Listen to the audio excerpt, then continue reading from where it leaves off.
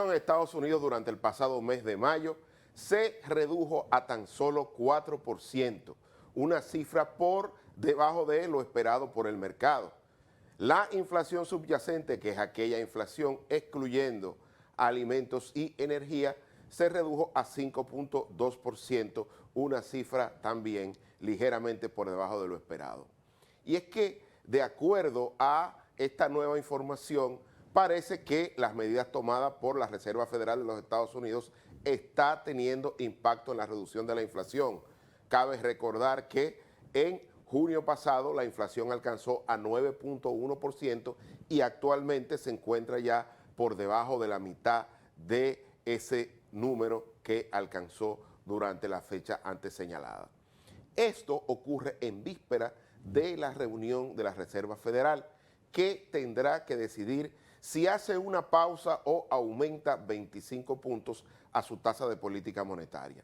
Y es que este resultado facilita la decisión de una pausa porque actualmente la inflación se encuentra por debajo de la tasa de política monetaria de 5.25%. Esto quiere decir que ya los instrumentos en términos anualizados están cerca o algunos ya están dando rendimientos reales positivos. Vamos a ver qué decide la FED en su próxima reunión dentro de unas pocas horas y vamos a ver qué va a pasar, pero de que la inflación se está reduciendo en Estados Unidos no cabe duda, y de que parece que el fenómeno o el temor a la inflación seguirá desapareciendo en lo que resta del año. Vamos a la pausa y seguimos aquí en CAE la Noche.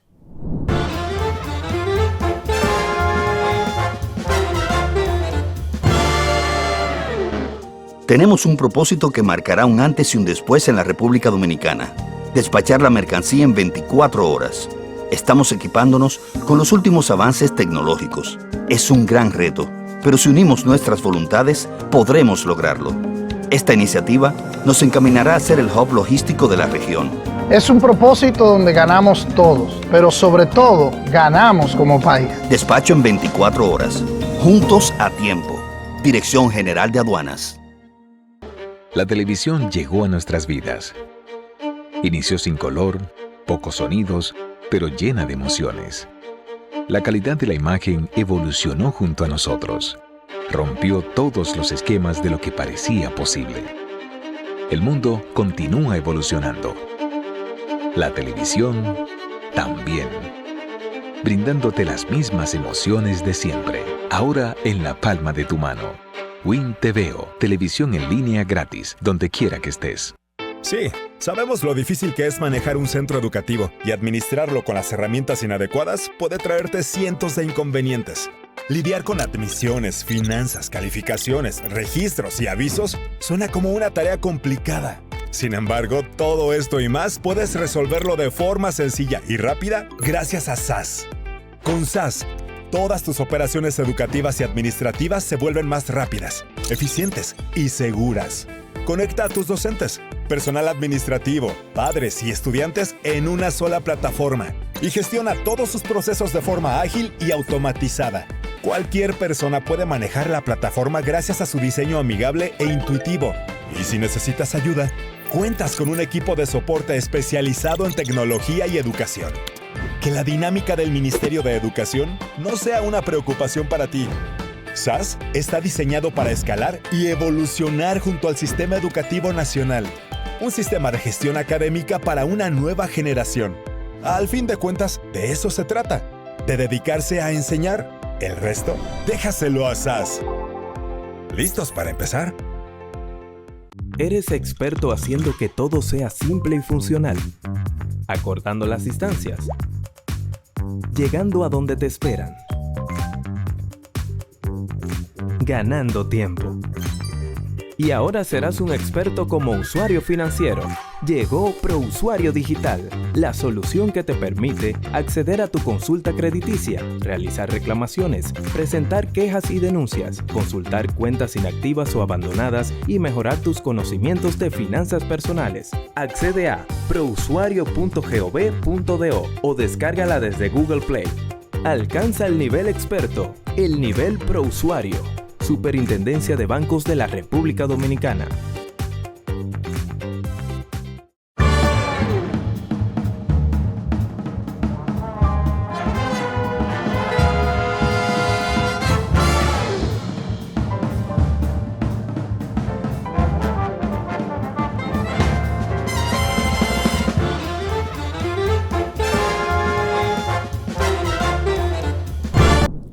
continuamos en Cae la Noche, la principal revista de análisis económico y financiero de República Dominicana. Y como dijimos en la parte introductoria, la información respecto de la reducción de la inflación a mayo pasado en Estados Unidos ha de alguna manera brindado cierto optimismo al mercado y muchas acciones, tanto en el S&P 500 como el índice industrial Dow Jones, han comenzado a dar retornos positivos. Y es que el hecho de que el mercado esperaba de que la inflación alcanzara 4.1% y quedó ligeramente por debajo de esa cifra, así como la inflación subyacente, pues da cierto optimismo respecto de la reunión de la Reserva Federal de los Estados Unidos y la decisión de una potencial pausa o, en el peor de los casos, un aumento de 25 puntos base a su tasa de política monetaria. Pero vamos a ver, señor director, las láminas que obtuvimos desde Estados Unidos, de la actual comunicación o publicación de los datos respecto de la inflación. Aquí tenemos la inflación mensual, que en mayo pasado alcanzó a tan solo 0.1%. Y esto de alguna manera está mostrando que las medidas de la FED están dando resultados. Porque es que vamos a ver, señor director, en la próxima lámina, cuál ha sido la trayectoria.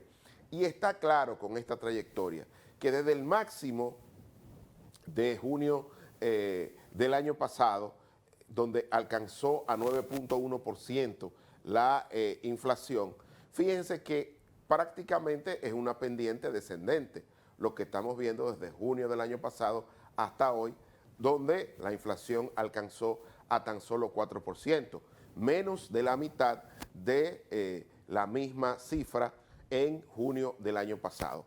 También estamos viendo en el caso de la inflación subyacente, que es aquella inflación excluyendo alimentos y energía, que es esa línea roja que está ahí, también se ha venido cayendo, aunque de forma más ligera, porque hay que establecer que la inflación subyacente sube con posterioridad a lo que lo hace la inflación general, pero a la hora de reducirse, se reduce, digamos, con un rezago importante respecto de la inflación en términos generales. Y eso, de alguna manera, también lleva cierta tranquilidad y optimismo al mercado respecto de la decisión de la Reserva Federal, que observa, ante todo, la inflación subyacente para tomar las decisiones respecto de su tasa de política monetaria, más que la inflación en términos generales, porque esta es, como dicen los norteamericanos, sticky, es más pegajosa y es más difícil de reducir porque tiene que ver fundamentalmente con el tema de los servicios, y el tema de los servicios está íntimamente correlacionado con el tema del mercado laboral y los salarios que se están pagando en un mercado laboral que todavía está muy cercano al pleno empleo, como se define en términos macroeconómicos, cuando prácticamente el mercado absorbe si no la totalidad, pues una parte importante. Estamos diciendo que el desempleo en Estados Unidos está muy por debajo de 4%. Entonces, lógicamente, eso en términos macroeconómicos se conoce como pleno empleo. Pero vamos a ver, señor director, cuáles fueron los ítems que influyeron en esta caída de la inflación. Y aquí estamos viendo que la inflación, que está ahí en color rojo pálido o marrón, como decimos aquí, de todos los ítems, ahí estuvo en 4%. Fíjense que los alimentos siguen siendo el renglón más difícil de reducir en términos de la inflación. Sin embargo, fíjense el desplome del sector energía o del subsector energía, que cayó en 12, 13% en términos negativos. Entonces, lógicamente, aquí estamos viendo que la caída o la reducción de la inflación está explicada fundamentalmente por el desplome de los precios de la energía. Y cuando vemos aquí la subyacente, que está en torno al 5.2%, que es esa línea verde de la esquina, lo que está hablando es de todos los ítems que se miden con el IPC, el índice de precios al consumidor, excluyendo alimentos y energía. Entonces ahí está fuertemente el tema de la inflación subyacente expresada. Y al igual que en República Dominicana, la inflación subyacente está por encima de la inflación general. Eso está pasando prácticamente en todos los países actualmente. Vamos a ver la próxima lámina, señor director, para ver cuáles fueron las categorías donde la inflación a 12 meses pues tuvo mayor impacto. Y vamos a ver fundamentalmente en el caso de alimentos, que fue donde mayor crecimiento tuvo. Aquí están todos los ítems, que es la inflación, 4%, pero cuando vemos en el caso de alimentos, este es el que aporta al aumento de la inflación, porque está por encima del promedio, con 6.7%. Alimentos a casa, ahí está, 5.8%, todo lo que son cereales y productos de molinería o de harina, 10.7%. Aquí vemos pescado, huevos, carnes y pavos, 0.3%. Los alimentos diarios o de consumo masivo, 4.6%, frutas y vegetales, 2.7%, alimentos y bebidas no alcohólicas y materiales elaborados, 8.7%, otras comidas a casa o que se consumen en el interior de los hogares, 9.2%, y comida para llevar, 8.3%. Entonces ahí estamos viendo que el ítem de alimentos está siendo todavía el que tiene mayor resistencia a la baja, o lo que es lo mismo, el que más está aportando al tema de la inflación. Así que queríamos dar estas láminas para orientar lo que ha estado pasando en Estados Unidos, que es, digamos, nuestro principal socio comercial, y lógicamente de allí recibimos cerca de 10.000 millones de dólares de remesas.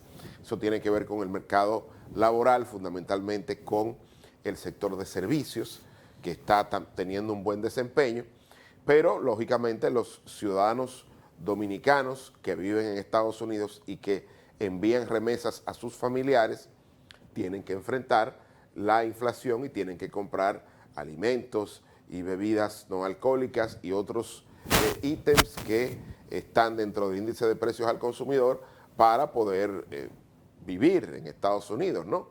Entonces, lógicamente es muy importante saber que si cae la inflación, con todo lo demás constante, hay más ingresos disponibles para remesas y para otras actividades que realizan los dominicanos en la diáspora, fundamentalmente en Estados Unidos, que es de donde provienen cerca del 85% de las remesas familiares. Si no tenemos más láminas para este bloque, señor director, pues vamos al piso para seguir.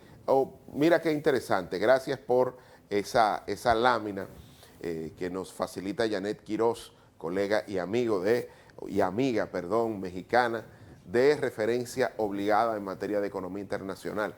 Fíjense lo que estaba diciendo. En junio del año pasado, la inflación alcanzó a 9.1%, que es la primera barra de la izquierda de sus pantallas. Pero fíjense que ahora, en mayo de este año, la inflación se redujo a 4%, es decir, menos de la mitad de lo que alcanzó la inflación en junio del año pasado. Y prácticamente cuando usted ve estas barras, la pendiente es negativa, lo que implica que las medidas tomadas por la máxima autoridad monetaria de Estados Unidos, la FED, ha estado dando resultados. Quizás no a la velocidad que la FED originalmente entendía y que iba a llegar a su objetivo de 2% de inflación, pero sí, de forma más pausada, ha estado dando resultados. Pero vamos al piso, señor director. Pero esto es importante, señores, porque ya tenemos una inflación de 4% en términos anualizados que se encuentra por debajo de la tasa de política monetaria de 5.25%. Es decir, hay 125 puntos base de la tasa que están por encima de la inflación. Eso quiere decir que cualquier instrumento actual que se esté emitiendo en Estados Unidos por el sistema financiero ya estaría dando rentabilidades reales positivas. Y eso es una muy buena noticia, sobre todo para los que manejan portafolios, porque durante un buen tiempo algunos instrumentos financieros, sobre todo los bonos del Tesoro, estuvieron dando retornos negativos, porque la inflación estaba muy por encima de la tasa nominal que pagaban esos instrumentos financieros, y ahora con esta proyección de que la inflación va a seguir bajando dentro, no solo a 4%, sino en lo que resta del año podría seguir esa tendencia, pues lógicamente la tenencia de estos instrumentos financieros en dólares y emitidos por el gobierno de los Estados Unidos, pues sería una buena inversión en el sentido de que estaría comenzando a dar retornos reales positivos. Así es que es una muy buena noticia, los mercados están reaccionando positivamente, porque que se ha estado dando varios elementos. Cuando usted ve que la energía es el principal driver para la caída de la inflación, bueno, ¿qué está pasando en el sector energético? Que Rusia parece que ha podido evitar de manera importante, o por lo menos parcial, digamos, todas las medidas de sanciones impuestas por Occidente luego de la invasión de ese país a Ucrania, y tiene una flota de tanqueros viajando por todo el mundo vendiendo petróleo a descuento, y lógicamente muchos países, aprovechando la situación, están adquiriendo el petróleo y sus derivados a precios más bajos de lo que están en los mercados, tanto en el Brent fundamentalmente como en el crudo de Texas. Y esa sobreoferta y a precios preferenciales, pues lógicamente ha hecho que el precio del petróleo y sus derivados, o lo que es lo mismo, el precio de la energía, se desplome. Actualmente estamos viendo cómo esta mañana el precio del crudo de Texas estaba por debajo de los $70. El barril ha comenzado a recuperar luego de esta noticia de la reducción de la inflación, un poco despacio, pero lógicamente aquí estamos viendo que eso, a pesar de la reducción en la oferta anunciada por Arabia Saudita dentro de la Organización de Países Exportadores de Petróleo, pues el crudo de Texas se mantiene en la vecindad de los $70, un poco por debajo. Eso quiere decir que la energía parece que no sería una amenaza que apuntalaría un retroceso en términos de la tendencia de la inflación a nivel mundial. Y yo creo que eso es una buena noticia para economías pequeñas abiertas al mundo, como la de República Dominicana, donde ya el Banco Central ha reducido su tasa de política monetaria y ha comenzado un cambio en la estrategia monetaria a través de 94.000 millones de pesos que ha facilitado al sector financiero para ser prestado a una tasa no mayor de 9% a sectores productivos y a hogares. Esta estrategia o este cambio de una estrategia restrictiva a una estrategia más de incentivo monetario para aumentar el consumo doméstico y apuntalar el crecimiento económico esperado, pues lógicamente habla de la capacidad de anticiparse a los resultados globales que ha tenido el Banco Central de la República Dominicana. No solo ahora, cabe recordar que cuando el presidente de la Reserva Federal decía que la inflación era un fenómeno pasajero, el Banco Central de la República Dominicana comenzó a subir su tasa de política monetaria desde el último trimestre del año 2021. Y eso hay que resaltarlo, porque así como en aquel momento, cuando las tasas de interés se mantenían inalterables, el Banco Central de República Dominicana comenzó a subir su tasa de política monetaria. En este momento, cuando en la próxima reunión de la Reserva Federal, dentro de pocas horas, se estaría hablando de una pausa o de un aumento de 25 puntos base en el peor de los escenarios, ya el Banco Central Dominicano no solo redujo su tasa de política monetaria, sino que está un paso adelante dando incentivos monetarios. Así es que quería hacer este pequeño análisis de todo lo que significa la inflación y de la relación que tiene la misma con la tasa de política monetaria en Estados Unidos y también, en el caso de la inflación doméstica de nuestro país, la relación que ha estado teniendo con la tasa de política monetaria.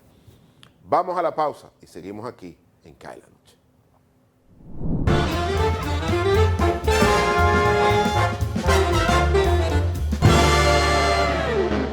Tenemos un propósito que marcará un antes y un después en la República Dominicana. Despachar la mercancía en 24 horas. Estamos equipándonos con los últimos avances tecnológicos. Es un gran reto, pero si unimos nuestras voluntades, podremos lograrlo. Esta iniciativa nos encaminará a ser el hub logístico de la región. Es un propósito donde ganamos todos, pero sobre todo ganamos como país. Despacho en 24 horas. Juntos a tiempo. Dirección General de Aduanas. La televisión llegó a nuestras vidas. Inició sin color, pocos sonidos, pero llena de emociones. La calidad de la imagen evolucionó junto a nosotros.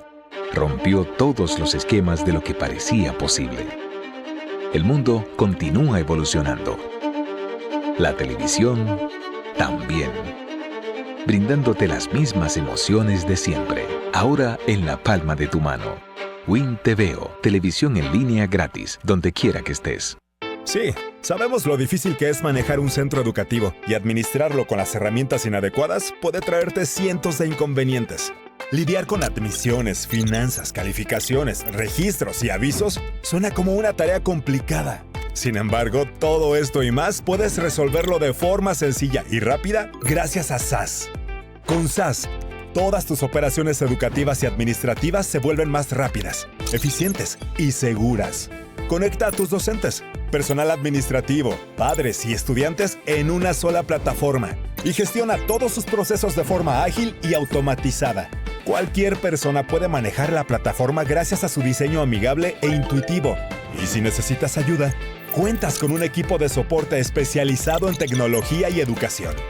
Que la dinámica del Ministerio de Educación no sea una preocupación para ti. SAS está diseñado para escalar y evolucionar junto al Sistema Educativo Nacional. Un sistema de gestión académica para una nueva generación. Al fin de cuentas, de eso se trata. De dedicarse a enseñar. El resto, déjaselo a SAS. ¿Listos para empezar? Eres experto haciendo que todo sea simple y funcional. Acortando las distancias. Llegando a donde te esperan. Ganando tiempo. Y ahora serás un experto como usuario financiero. Llegó ProUsuario Digital, la solución que te permite acceder a tu consulta crediticia, realizar reclamaciones, presentar quejas y denuncias, consultar cuentas inactivas o abandonadas y mejorar tus conocimientos de finanzas personales. Accede a prousuario.gov.do o descárgala desde Google Play. Alcanza el nivel experto, el nivel ProUsuario. Superintendencia de Bancos de la República Dominicana.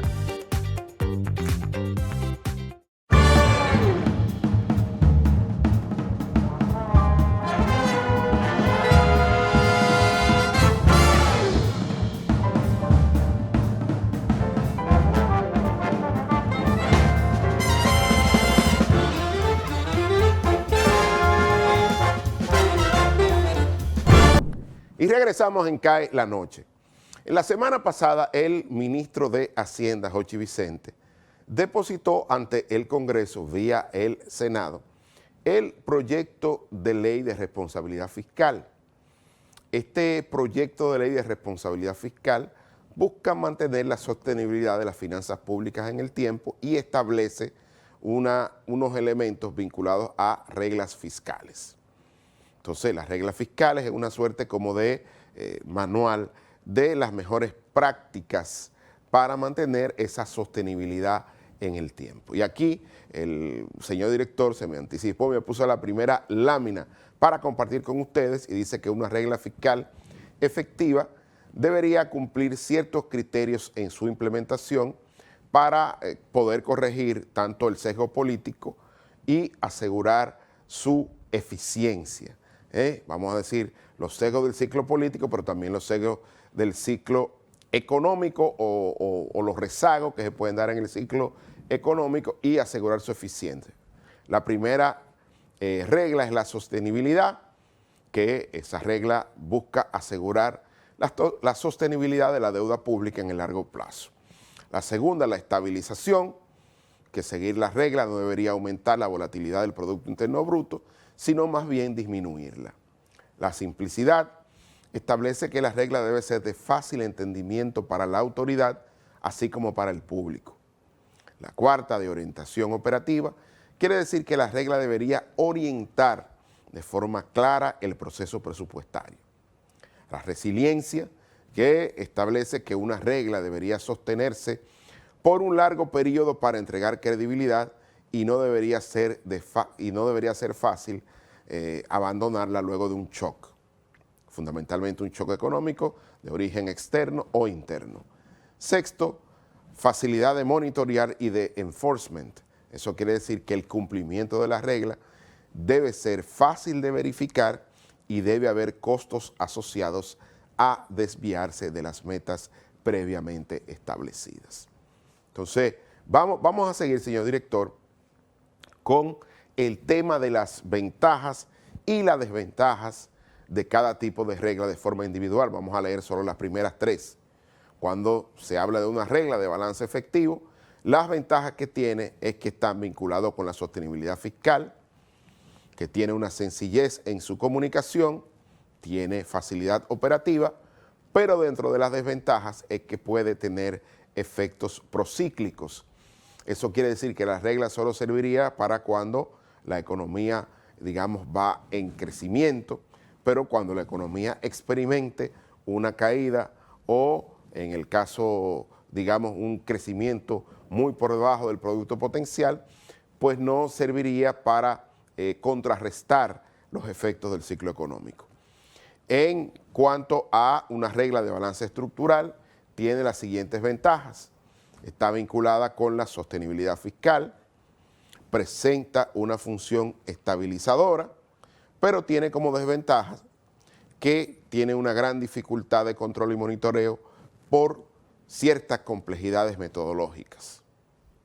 En el caso de una regla fiscal en función de la deuda, tiene como ventajas que está vinculada directamente con la sostenibilidad fiscal, tiene además sencillez en su comunicación, claridad operativa, y dentro de las desventajas están que pueden tener efectos procíclicos y también una utilidad práctica de corto plazo limitada. Entonces, aquí, luego de poner estas tres reglas, las primeras tres de izquierda a derecha con sus ventajas y sus desventajas, pues usted puede de alguna manera establecer usualmente lo que está dentro de el proyecto de ley que depositó el Ministerio de Hacienda. Tiene que ver con una regla de balance estructural donde establece que el balance primario no puede ser mayor a un 3% de la inflación anualizada. Pero sé que es un tema un tanto complejo para los que no son profesionales de la economía y la finanza, pero vamos a ir viendo un poco lo que es el benchmarking o la práctica en sentido general. Vamos a la próxima lámina, señor director. Aquí estamos viendo el número de países con al menos una regla fiscal y su clasificación por el FMI por año. Estamos viendo que, de acuerdo a los distintos colores, digamos que economías avanzadas, economías emergentes o economías de bajos ingresos, pues desde el año 1985 hasta el 2021, pues los países estuvieron incorporando reglas fiscales para su manejo, un poco para llevar mayor claridad no solo a los tenedores de deuda de los países, sino también para el público en general. Hay que decir que algunas reglas fiscales, sobre todo para los países avanzados, se aplican de manera o a nivel nacional y a nivel supranacional. Un ejemplo de eso son los países de la Unión Europea, que tienen que tener una regla de carácter supranacional decidido por la entidad que coordina las políticas fiscales en todos los países de la Unión Europea. Pero estamos viendo que la tendencia es que, independientemente de que sean economías avanzadas, emergentes o de bajos ingresos, han estado incorporando reglas fiscales para la sostenibilidad de las finanzas públicas. Vamos a seguir con la próxima lámina, señor director, con este tema. Aquí está reglas fiscales en el mundo, número total de países con una o más reglas fiscales. Aquí estamos viendo que hay países que tienen solo una, tienen 2, 3 e incluso hasta 4 reglas fiscales, y eso va a estar en función de si utilizan reglas tanto nacionales o a nivel nacional como supranacional. Lo lógico es que tengan más de una regla fiscal. En el caso de países que solamente tienen o que no tienen, digamos, reglas fiscales supranacionales, tienden a tener una o 2 reglas fiscales que siguen. No tienen esa complejidad que tienen los países, por ejemplo, de la Unión Europea. Vamos a seguir, señor director, para ver los tipos de regla fiscal y el número de países que poseen cada tipo de regla. Fíjense que la más seguida, a propósito de el proyecto de ley que establece o que depositó el Ministerio de Hacienda, la regla más seguida es la regla de balance, ¿no? Que es la regla que estableció el Ministerio de Hacienda en su proyecto de ley que está en el Congreso, especialmente en el Senado de la República. Una regla de balance se establece de que el balance primario no puede ser mayor a un 3% por encima de la inflación anualizada. Y eso, la relación es en función al Producto Interno Bruto nominal. Yo sé que es un tema complejo y aquí no voy yo a explicar mucho el tema, a menos que haga un programa especial con algún invitado para eso, pero quería dar algún marco para relacionar el depósito del proyecto de ley con lo que está haciendo las mejores prácticas a nivel internacional. Entonces estamos viendo que la que mayor proporción tiene, o la que mayor, digamos, las leyes que utilizan la regla fiscal en mayor intensidad es la regla de balance, tal y como la envió el Ministerio de Hacienda, seguido por la regla de deuda, la regla de gastos y, por último, la regla que tiene que ver con los ingresos. Pero la de balance es la que tiene preeminencia porque si hay déficit hay que tratar de mantener o de poner una regla para la sostenibilidad fiscal, y si hay superávit también hay que decir qué se va a hacer con ese superávit en el tiempo. Vamos a ver, señor director, otra lámina que quiero seguir compartiendo con ustedes, y esto es una lámina que nos envió nuestro queridísimo colega y amigo Juan Carlos López, un poco vinculando el proyecto de ley del Ministerio de Hacienda con lo que ha estado pasando en el sector financiero, o mejor dicho, en el sector fiscal, en el resultado. Aquí está el crecimiento del gasto primario deflactado del sector público no financiero, que es la regla que se ha estado utilizando o la regla que se pretende utilizar en caso de que se apruebe este proyecto de ley. Y aquí estamos viendo cómo la línea, fíjense que es bastante accidentada, y esos accidentes pues tienen que ver en algún momento con, como en el caso del año 2020, que hubo un gasto primario muy por encima por el tema de la crisis, que hubo que buscar recursos para enfrentar la pandemia, pero fíjense cómo en el año 2021 cayó, y ahora en el año 2022, el año pasado, el gasto primario deflactado también aumentó, y aumentó el año pasado por todo el tema de los subsidios. El déficit del sector público no financiero el año pasado alcanzó a 3.6% del Producto Interno Bruto.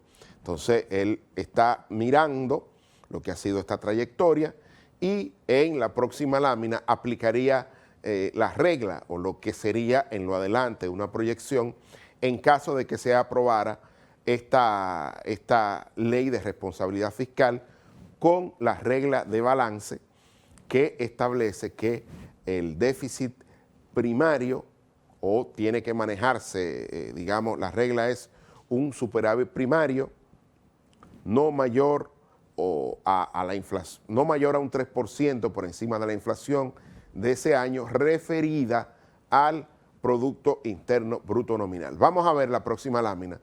Fíjense aquí la proyección que hace el colega y amigo Juan Carlos López, estableciendo las reglas en función de que habría, digamos, por así decirlo, una inflación de un 4%, que es, digamos, la inflación promedio que establece el Banco Central, o la meta de inflación, que es 4 más o menos un 1%, la regla de que el gasto crecería en un 3% por encima de este tema de la inflación, o no mayor el gasto primario, y lo que está proyectando Juan Carlos López es que habría una reducción en términos reales o en porcentaje del PIB, habría una reducción entre el 2023 y el 2027 del gasto primario, que se reduciría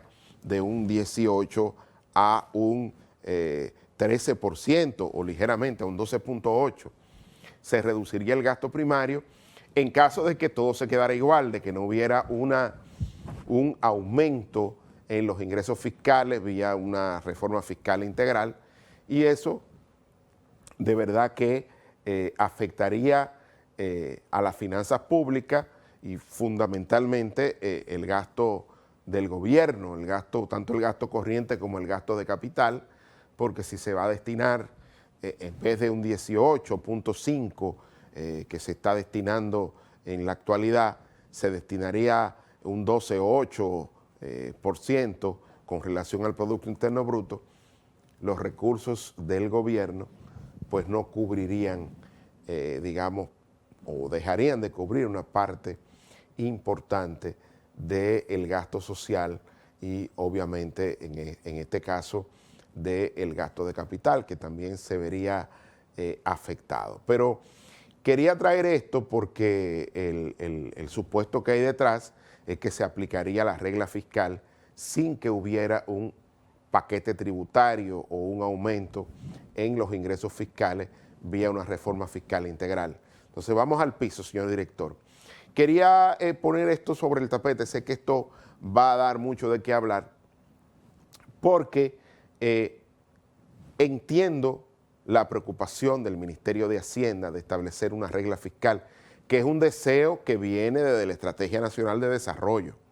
No podemos tampoco endilgarle a la actual administración el hecho de que quiera establecer una regla fiscal. Era algo que estaba y obligaba a esa ley de Estrategia Nacional de Desarrollo a llevarse a cabo desde el año 2010 y estamos en el año 2023.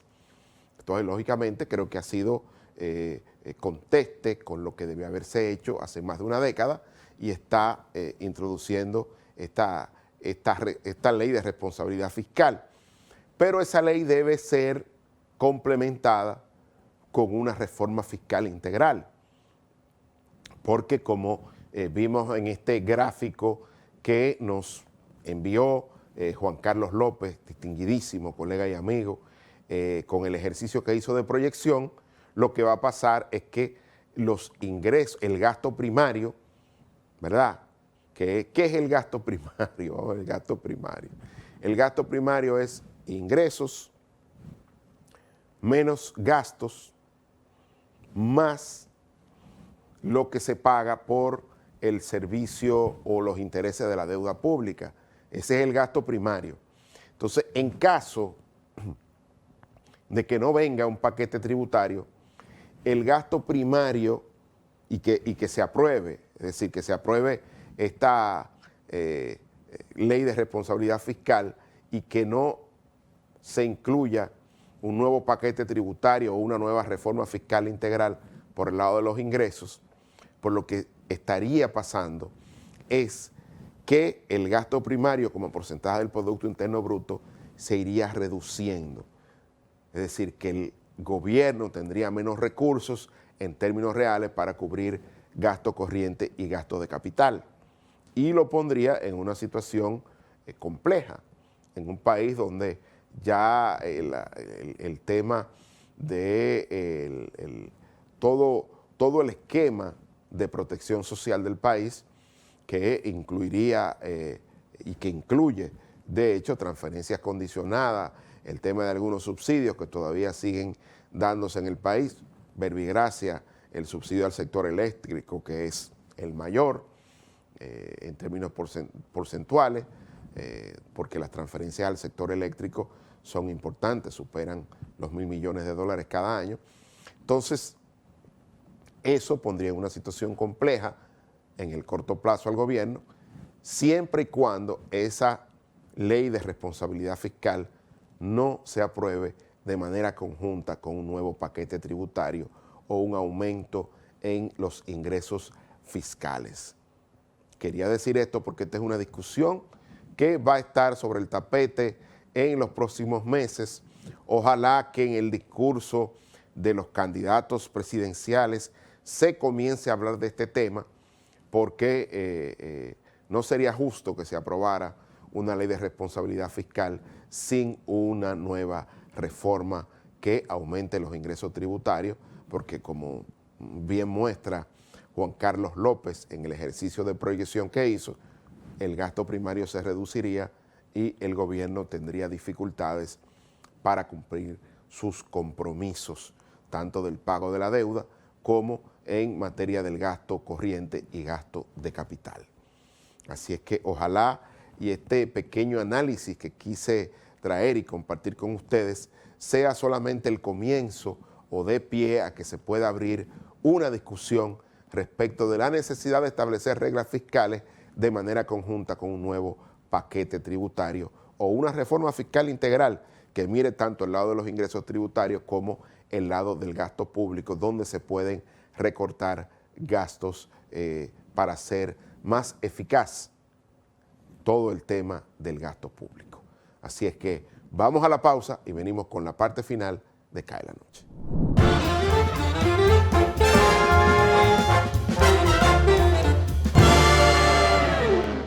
Tenemos un propósito que marcará un antes y un después en la República Dominicana. Despachar la mercancía en 24 horas. Estamos equipándonos con los últimos avances tecnológicos. Es un gran reto, pero si unimos nuestras voluntades, podremos lograrlo. Esta iniciativa nos encaminará a ser el hub logístico de la región.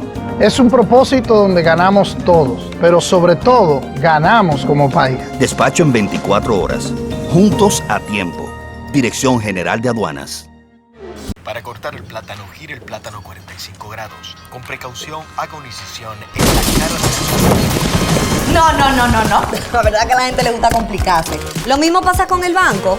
Mira, tú tienes 8,000 cajeros, canales para ti 24/7, subagentes, hasta en el colmado de enfrente. ¡Colmado! Una app que ni siquiera el internet te consume. Y aún así, hay gente que se da el viaje para el banco. Oye, no hay que complicarse, que los canales Banreservas están ahí para ti, cuando quieras. No te compliques y utiliza los canales Banreservas, tu banco fuera del banco. Banreservas, el banco de todos los dominicanos. La televisión llegó a nuestras vidas.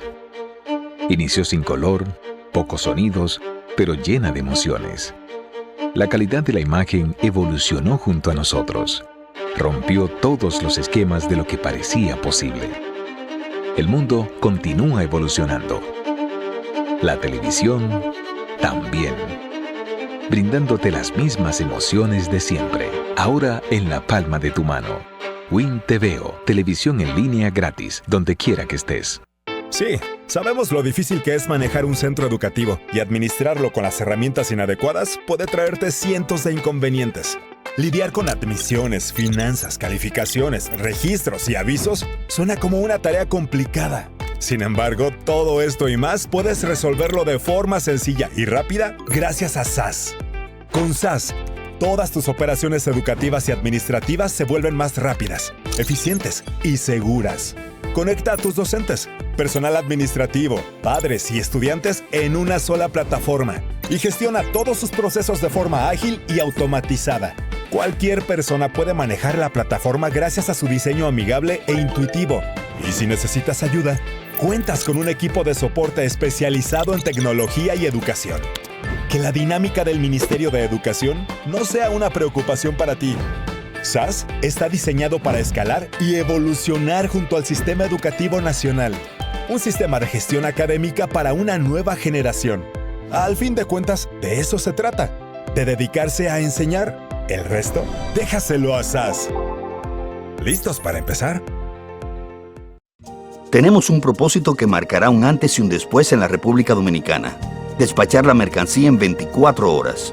Estamos equipándonos con los últimos avances tecnológicos. Es un gran reto, pero si unimos nuestras voluntades, podremos lograrlo. Esta iniciativa nos encaminará a ser el hub logístico de la región. Es un propósito donde ganamos todos, pero sobre todo ganamos como país. Despacho en 24 horas. Juntos a tiempo. Dirección General de Aduanas.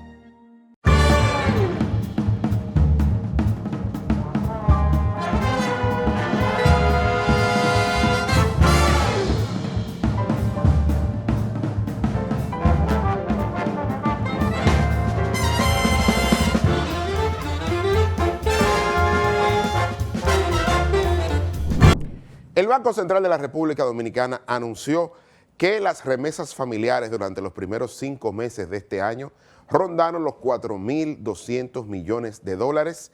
Esto es 2.9% por encima de igual periodo del año 2022.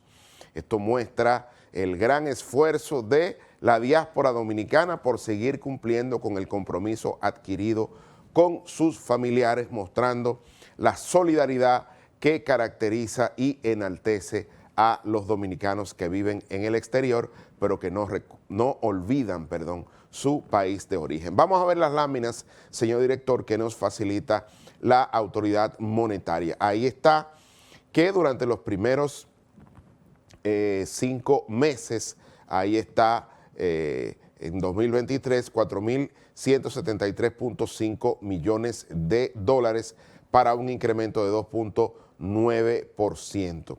Es importante establecer estas cifras porque eso de alguna manera muestra de que la oferta de dólares sigue fluyendo en nuestro país y que lógicamente el consumo está también fuerte o se puede seguir fortaleciendo porque las remesas familiares prácticamente en su totalidad se dedican para consumo de alimentos y bebidas no alcohólicas y servicios. Vamos a ver, señor director, cuánto ha sido la trayectoria y aquí estamos viendo un elemento interesante y es que históricamente desde el año 2015 al año 2019 el promedio mensual de llegada de remesas familiares al país era de 492.9 millones de dólares, pero desde la pandemia ha habido como un cambio en la tendencia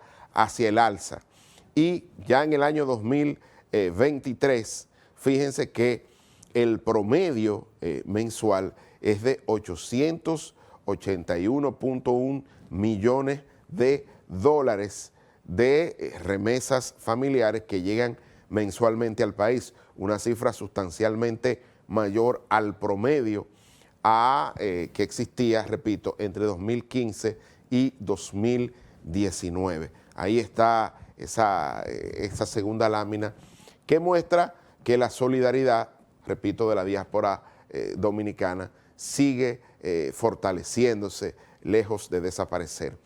Vamos a ver, señor director, de dónde provienen las remesas.